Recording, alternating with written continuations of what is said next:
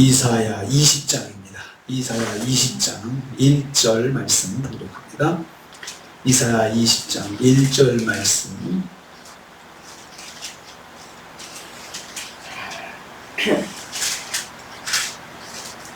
같이 봉독하겠습니다. 아수르의 사르곤 왕이 다르단을 아스돗으로 보내매 그가 와서 아스돗을 쳐서 취하던 해니라. 아멘. 아멘. 오늘 말씀은 애굽에 임한 심판이 어떻게 이루어지는지 구체적으로 설명하는 것을 내용으로 하고 있습니다. 이스라엘이 애굽을 의지한 것에 대한 교훈입니다.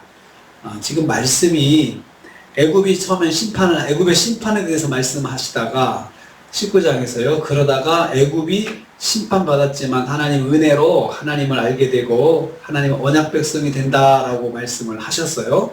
그리고 나서 20장에 와서 다시 심판 이야기를 하십니다. 그래서 애굽이 심판받는 것은 하나님의 명확한 계획이고 또 그걸 통해서 애굽에서 일어날 그 일들도 하나님께서 계획하시고 반드시 이루어진다는 것을 강조하기 위해서 지금 애굽의 심판 이야기를 다시 꺼내고 있습니다.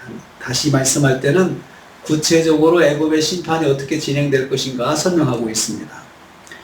애굽의 전반적인 쇠퇴와 와해에 대한 말씀이 19장 1절 15절 말씀에서 이미 언급되었습니다. 오늘 말씀에서는 구체적으로 애굽이 하나님의 심판으로 무너지는 과정을 말씀하고 있습니다. 애굽은 근동의 패권을 잡은 아수르에 의해서 함락되고 포로로 잡혀갈 것을 말씀하고 있습니다. 아수르의 사르곤 왕이 이렇게 이제 그 역사적 인물이 등장하게 됩니다. 그 사르곤 왕에 의해서 아수르에서 함락되고 포로로 잡혀가게 되는데요. 왜 이런 일이 일어나느냐? 왜 애굽에서 왜 이런 일이 일어나냐? 그게 중요하죠.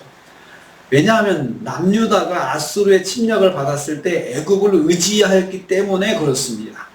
그러니까 이스라엘 백성이 애굽을 의지한 그것 때문에 하나님께서 애굽도 심판하시는 거죠.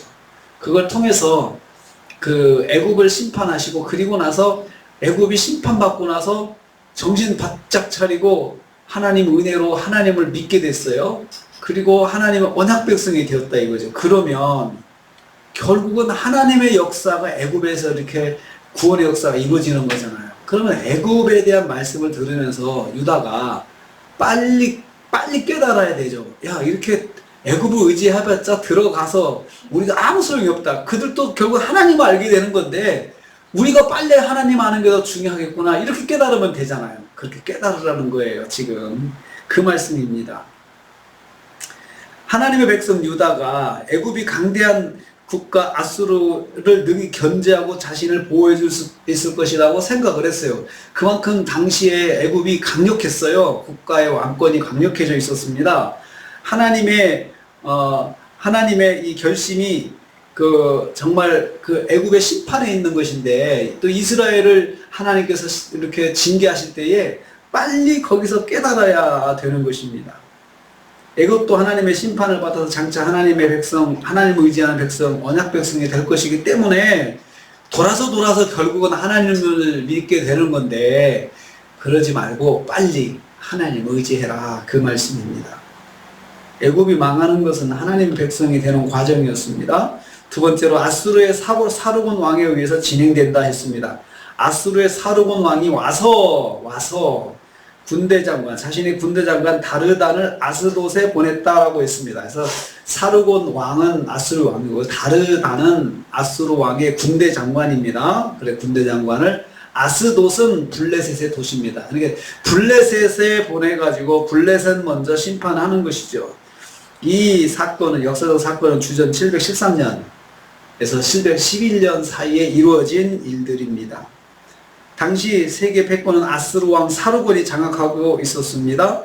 당시 애굽은 구스 출신의 사바카라고 하는 왕이 남쪽과 북쪽의 이집트를 통합해가지고 강력한 왕권을 행사하고 있었습니다. 그러니까 아수르는 신흥 강대국이지만 또 애굽도 그 아프리카 지역에서 그냥 강대국으로 자리를 잡고 있었습니다. 그러니까 우리나라로 말하면 그 러시아하고 중국이 우리나라 틈에 있는 거와 똑같은 거죠. 그러니까 서로가 서로 이제 이스라엘 자기 편으로 끌어들이려고 그렇게 하는 것인데, 애굽을 이스라엘이 붙잡게 된 거죠. 그런데 먼저 똑같이 아수르의 위협을 받았을 때 블레셋이 빨리 애굽 쪽에 손을 잡았어요. 그래가지고 애굽하고 같은 편을 먹으면서 이제 나라의 안정을 이루고, 그래도 애굽이 우리를 보호해줄 거다 생각하고 블레셋이 그렇게 할 때 옆에서 가만히 이제 유다가 쳐다보니까, 야, 우리도 블레셋처럼 애굽을 의지하면 우리가 살겠다. 아수르가 우리를 이렇게 힘들게 하는데 아수르는 멸망시킬 건데 애굽은 우리를 도와줄 거다라고 생각을 한 것입니다. 블레셋의 애굽을 의지하는 것을 보고 유다도 따라서 애굽을 의지해서 국가의 안전을 도모했던 것입니다. 그래서 하나님께서 먼저 그 블레셋부터 하나님께서 망하게 만드시는 거예요. 그러니까 유다가 손만 잡으면 하나님이 다 심판하시네요.